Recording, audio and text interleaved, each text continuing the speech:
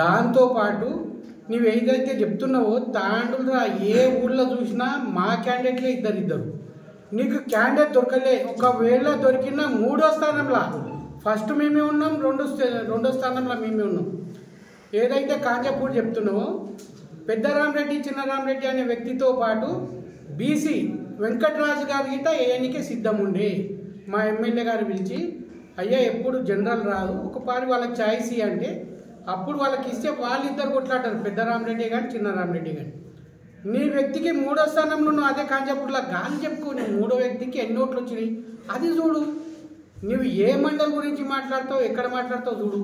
యాలా మండల్ ఇప్పుడు ఇక్కడ ఇంకా 11 మంది ఉన్నారు, 8 మంది 9 మంది మా వాళ్ళే ఉన్నారు. అట్లా ఇద్దరిద్దరు కొట్లాడటం మేము ప్రచారం చేయలేదు. ఒకటి చెప్తా, సపోజ్ రాఘపూర్ ఉన్నది, కుర్వసీను మావాడే, రెడ్డి మావాడే, చెరోగో క్యాండిడేట్ నిలబెట్టుకున్నావు.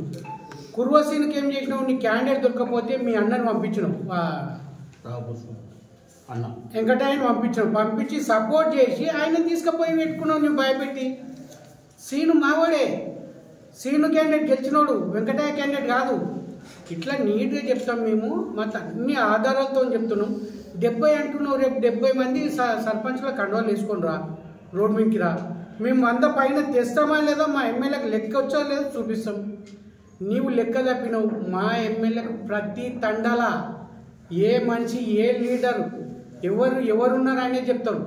నీవు మర్చిపోతున్నట్టున్నావు. ఆ సౌత్ ఆఫ్రికా దుబాయ్ పోయి ఎక్కడెక్కడో పోయి మా కార్యకర్తల్ని మర్చిపోతున్నావు నువ్వు. మా ఎమ్మెల్యే గారు వారంలో 4 రోజులు తప్పితే 3 రోజులు తాండూరు అంటారు.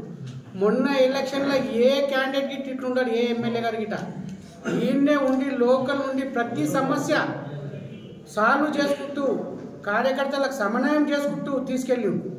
ఎందుకంటే ఇద్దరు మనోళ్ళే ఉన్నారు, ఎవరు సంజాయిస్తే ఒకరు నారాజు అవుతారనే కాన్సెప్ట్తోని మన సింబల్ లేదు, పోనీ నిలవడం ఎవరు నిలవడ్డా మనోడే, ఎవరిని ఎందుకు బెదిరిద్దాం, అంత బెదిరించే అలవాటే లేదు. మీ దగ్గర మీ కార్యకర్తల దగ్గర ఉంది. మీ కార్యకర్తలు ఎవరికిట మాట్లాడతలే, ఎందుకంటే వాళ్ళకి తాండ్రు వాళ్ళకి తప్పు రాదు. నీవు జూట్ ఎక్కువ మాట్లాడుతున్నావు, ఎవరు చెప్పంటే చెప్పలేక నీవు ఒకడో చెప్తున్నావు. మేము ఇలా పేపర్ ముందర పెట్టుకొని చెప్తున్నాం, 91 ఉన్నాయి మా 45 నీళ్ళు. మా వాళ్ళు ఇద్దరిద్దరు ఉన్నోళ్ళు ఇంకున్న వాళ్ళని చూపిస్తాం. ఇప్పుడు ఒక 2 రోజులు అడిగి మేము భయపెట్టాము. మేము ఎవరు బిజినెస్ ఏదో చెప్పినా నువ్వు స్టోన్ గురించి దాని గురించి. మా ఎమ్మెల్యే సాబ్ అట్లా మాట్లాడాడు. నీకు వస్తుంది, నీవు చేసిన ఆ దౌర్జన్యాలన్నీ. నీవు కాంగ్రెస్లో గెలిచిపోయి నువ్వు ఆడ కూర్చొని నీకు బీఆర్ఎస్ టికెట్ ఇచ్చిందా? అవి బల్పు మాటలు ఊకే ఎందుకు చెప్పుకుంటున్నావు? కాంగ్రెస్ దొంగలు, కాంగ్రెస్ దొంగలు. కాంగ్రెస్కు ఇక్కడ కంచుకోట. ఇంతకుముందు అప్పుబాయి చెప్పాడు, కాంగ్రెస్ అంటేనే తాండూరు కంచుకోట అని. మేము ఎప్పుడైనా ఇద్దరిద్దరు అప్పుడైనా మారాలి, ఇద్దరు కొట్లాడేందుకు మహేందర్ రెడ్డి వచ్చాడు. మేము ఒక్కరం కొట్లాడమంటే ఏ పార్టీకి ఇక్కడ సీటు లేదు. రేపు మనోహర్ రెడ్డి గారు నిలబడితే తాండూరులో ఏ వ్యక్తి అయితే ఎమ్మెల్యే వేయాలంటే భయపడాలి. ఇప్పుడు నరసింహ గారు చెప్పిండు, ఏమని చెప్పిండు, నీకు కళలు వస్తున్నాయి. ఎవరైతే ఎమ్మెల్యేకి నిలబడాలంటే అదే ఎప్పుడు మనోహర్ రెడ్డి అరే ఏం చేస్తుండు అని కళలు రావలేదు. అట్లా మనోహర్ రెడ్డి గారు వర్కులు చేస్తున్నారు, సహకరించుండ్రు. తాండూరు జనాలకు మంచి పనులు అవుతున్నాయి. రేషన్ కార్డులు ఇవ్వలే మీరు. అన్ని రోజులైతే పెళ్లి చేస్తే ఒక కోడలు పేరెక్కేలే. 15 సంవత్సరాల పిల్లలది రేషన్ కార్డుల పేరెక్కాలి. ఇప్పుడు ఎంతమందికి ఇచ్చాం చూడండి. డబుల్ బెడ్రూమ్ అని డబుల్ బెడ్రూమ్ ఎవరికి ఇవ్వలే. నువ్వు ఎంత పెద్ద బిల్డింగ్ కట్టుకుంటువి? నేను అంటున్న కార్యకర్తలు ఒక్కొక్కరు ఎంత పెద్ద బిల్డింగ్ కట్టుకున్నావు చూసుకోకపోయి. గవి మాట్లాడు. బీదోళ్ళకి సాయం చేయండి. కాంగ్రెస్ పార్టీ అంటే బీదోళ్ళకి సాయం చేస్తున్నాం. మొన్న ఇందిరా మిండ్లు ఇస్తున్నాం. మొన్న యాలాలు పోయినా నేను హెడ్ క్వార్టర్స్లో ఒక తావలో మాట్లాడితే, అబ్బా ఇంత కరెక్ట్ అయ్యింది, వచ్చిన ఇండ్లకి ఇట్లా అయ్యింది సార్ అని చెప్పింది. మీరు ఎక్కడ ఏం చేస్తాం మీకే తెలియదు. కార్యకర్తలు గెలుపు గుర్రాల గురించి మాట్లాడుతున్నావు. నీవు ఎమ్మెల్యేగా ఉన్నప్పుడు వర్గపోడులో 18 మందికి టికెట్ తెచ్చుకున్నావు. ఎంతమందిని గెలిపించినావు? తాండూరు మున్సిపల్లా ఎంతమంది కౌన్సిలర్ని గెలిపించినావు? అది రేపు చెప్పు. మళ్ళా లేదా నీ పక్కన ఒప్పుకున్నోళ్ళతో చెప్పి. వాళ్ళు చెప్పారు, ఎందుకంటే తక్కువ వచ్చినాయి. దాంతోపాటు సొసైటీ ఎలక్షన్లో వర్గపోడుతోని సొసైటీ చైర్మన్ స్థానమైన మీ మనుషులు గెలిచిందా? ఒక్కరి గిట్ట గెలవలేదు. అప్పుడు ఎమ్మెల్యే మనోహర్ రెడ్డి గారు డీసీసీ చైర్మన్ రేసులు ఉన్నప్పుడు మీకు ఇక్కడ సొసైటీ ఎలక్షన్ గురించి డబ్బులు పంపిస్తే ఒక్క క్యాండిడేట్ని గెలిపించి పంపించిన దాఖలా లేదు. ఏ దాని గురించి మాట్లాడదామో చెప్పండి. జూట మాట్లాడకు. రేపు ఇంకా నీ కార్యకర్తలకు ఫ్యూచర్ ఉన్నది. నువ్వు జూట మాట్లాడడం వలన పబ్లిక్ మొత్తం మీ కార్యకర్తలను జూట అనుకుంటారు. పాపం వాళ్ళ సైతం నియోగకెళ్ళి గ్రామ పంచాయతీ ఎన్నికలు మొదటి విడతగా వికారాబాద్ జిల్లాలో జరిగినాయి. ఎందుకంటే దాదాపుగా మనకు 262 గ్రామ పంచాయతీలు కొడంగల్ తాండూరులో 149 గ్రామ పంచాయతీలు, 113 కొడంగల్లో. ఈ మొత్తం గ్రామ పంచాయతీలో కాంగ్రెస్ గాలి వీచింది. అది మేము చెప్పే కంటే వేరే పత్రికల్లో రాసిండ్రు.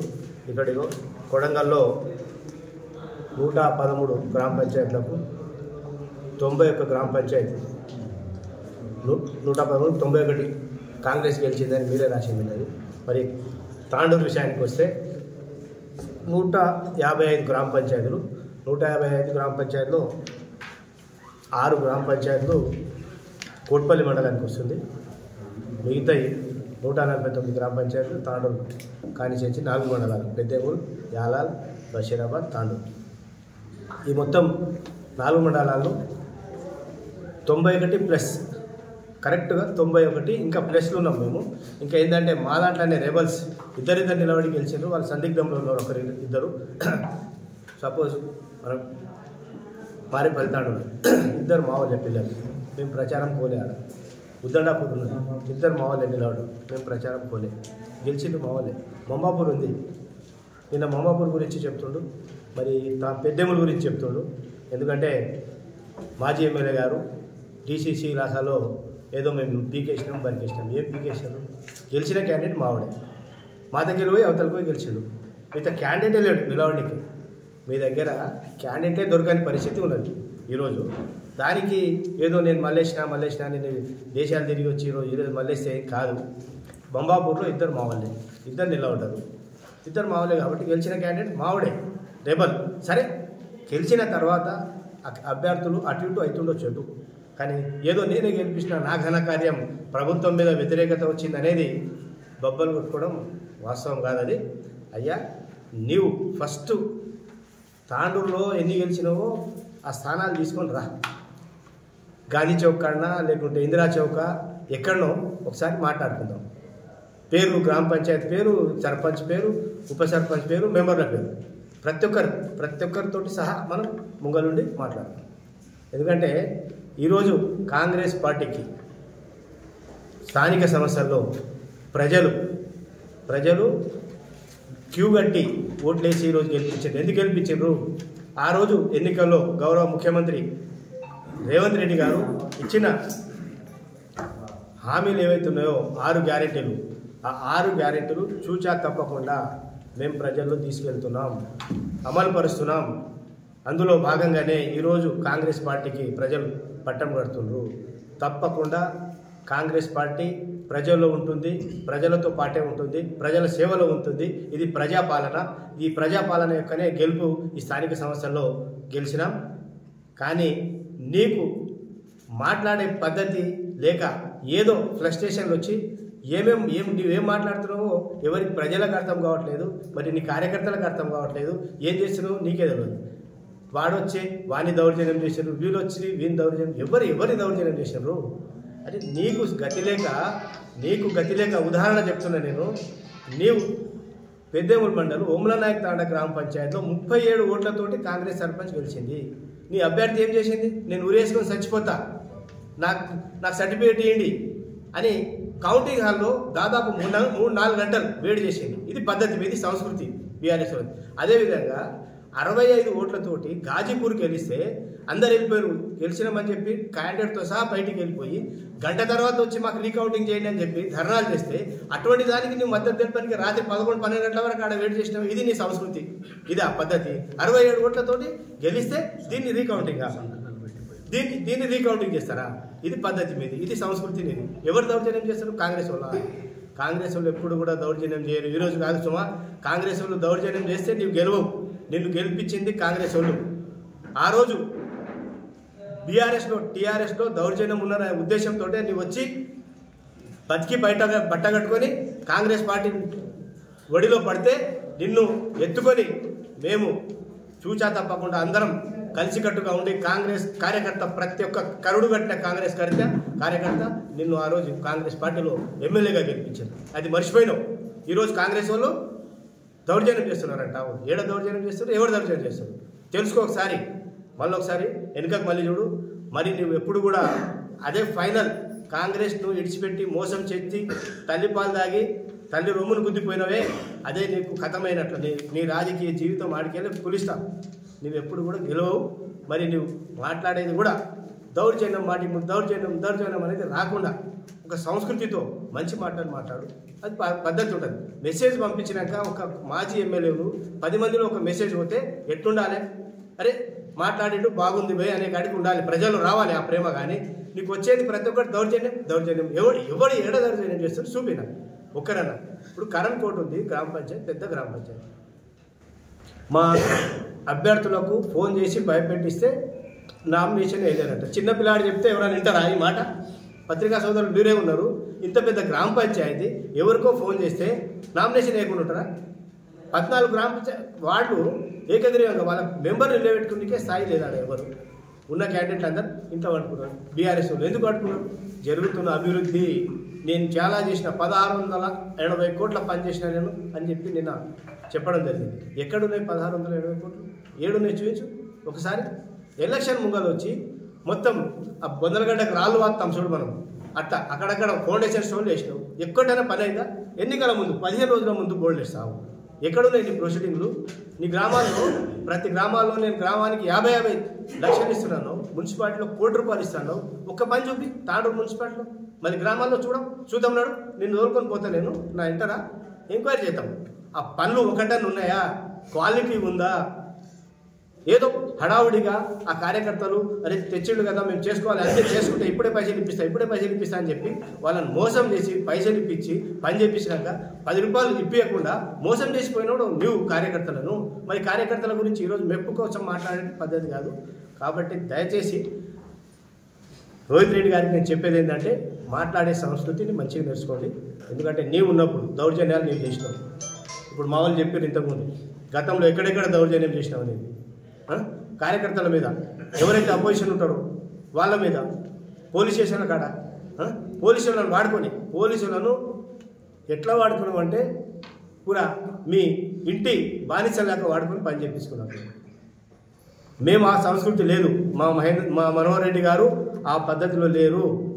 మా మనోహర్ రెడ్డి సౌమ్యుడు, గౌరవ ఎమ్మెల్యే, ఎవరిని కూడా కాదనకుండా ప్రతి ఒక్కరిని వచ్చిన వారిని మర్యాదపూర్వకంగా మాటించి పనిచేసే వ్యక్తి.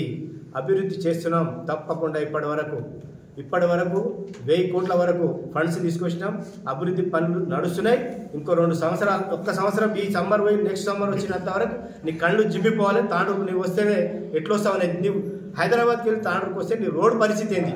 5 సంవత్సరాలు నీవు ఉన్నావు, మరి ఏం చేసినావు? ఆ రోడ్డు ఒక్క రోడ్ హైదరాబాద్ తాండూరు రోడ్ చేయడానికి శాతకాలే. ఇక నీ మాట్లాడేది ఏమున్నది పెద్దగా? ఏ పని చేసినా? ఇప్పుడు నేషనల్ హైవే నడుస్తున్నది. నేషనల్ హైవే నీ టైంలోనే నడిచినప్పుడు నువ్వేం చేసినావు?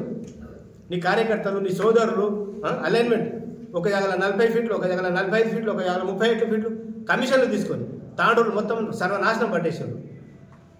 ఎవరు కూడా బిజినెస్ పీపుల్స్ ఎవరైతే ఉన్నారో తాండూరులో సుఖశాంతులతో వ్యాపారాలు చేసుకుంటున్నారు. వాళ్ళు ఎవరు కూడా ప్రశాంతంగా ఉన్నారు ప్రతి ఒక్కరు. కానీ నీవు తెచ్చిన కల్చరు ఈ తాండూరు కల్చర్నే మార్చేసినందుకే నిన్ను తరిమి కొట్టిండ్రు. మళ్ళొక్కసారి ఏదో నేను అది చేస్తా ఇది చేస్తా అని చెప్పి నోటికి వచ్చినట్లు మాట్లాడితే తాండూరు ప్రజలు కానీ కాంగ్రెస్ కార్యకర్తలు కానీ ఎవరు కూడా ఊరుకుండేది లేదు. ఖబర్దార్. మేము తప్పకుండా ఈ తాండూరును ఈ 5 సంవత్సరాల్లో అభివృద్ధి చేసి చూపిస్తాం. ప్రజల యొక్క మెప్పు పొందుతాం. ప్రజలకు కావలసిన సౌకర్యాలు ప్రతి ఒక్కటి మేము చేయడానికి సిద్ధం ఉన్నాం. ఈ ఉన్న 2 సంవత్సరాల్లో పేదోనికి కావాల్సిన పరిస్థితులు ఏందనేది ఆలోచన చేసి ప్రజలు ఎక్కడ ఆఫీసుల చుట్టూ తిరగొద్దనే ఉద్దేశంతో ప్రభుత్వం వచ్చిన తర్వాత ప్రజాపాలన అన్న పేరుతో ప్రజల దగ్గరికే అధికారులను పంపించి వారికి ఏమేమి కావాలి, ఇల్లా, రేషన్ కార్డ్సా, కరెంట్ ఫ్రీ అన్నాం, ఇవన్నీ చెప్పినాం. ఇవన్నీ దరఖాస్తులు తీసుకొని ఆ దరఖాస్తులన్నీ మా దగ్గర పొందుపరుచుకొని అధికారులతోటి సెలక్షన్ చేయించి ఈరోజు పేదోనికి 5 లక్షల ఇందిరమ్మ ఇల్లు ఇస్తున్నాం. ఎవరైతే వాస్తవంగా ఇల్లు లేదో ఇల్లు లేని వ్యక్తికే ఇల్లు ఇవ్వడం, వాళ్ళు హ్యాపీగా సంతోషంగా ఈరోజు ఇల్లు కట్టుకుంటున్నారు. రేషన్ కార్డు ఎప్పుడో కాంగ్రెస్ ప్రభుత్వం ఉన్నప్పుడు ఇచ్చినాం గతంలో. మరి మీరు 10 ఏళ్ళు ఇచ్చారు ఒక్క రేషన్ కార్డు, కనీసం రేషన్ కార్డు ఇవ్వకుంటే సంతోషం. ఒక్క ఆడపిల్ల పెళ్లి చేసుకొని వస్తే కోడలి పేరు, లేకుంటే కొడుకు పుడితే పిల్లలు పెడితే పిల్లల పేరు చేర్చుకోవాలనే ఉద్దేశం ఉన్న వాళ్ళ పేర్లను చేర్చుకునే స్థాయి